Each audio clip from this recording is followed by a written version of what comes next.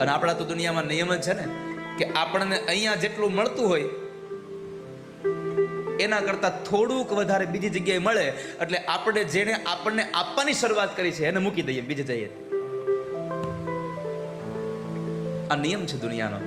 પણ યાદ રાખજો કે જ્યાંથી તમે ઊભા થયા છો ને એને કોઈ દિવસ ભૂલશો નહીં વાલા ભક્તો.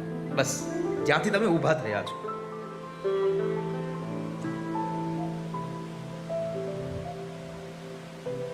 જેનાથી ઊભા થયા છો એને ભૂલી ગયા તો પાછો પડવાનો જ વારો આવવાનો. તમે ઊભા થયા છો તમારા પગ દ્વારા.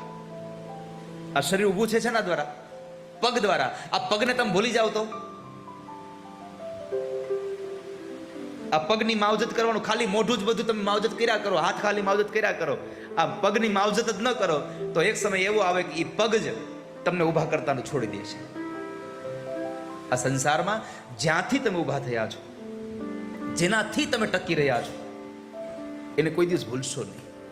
અહીંયા આ હંસનું આ પ્રતીક મને તમને કહે છે કે બધું છૂટી જાય, ભલે પ્રાણ છૂટી જાય, પણ જેનાથી ઊભા થયા છે એને ક્યારેય છોડીએ નહીં.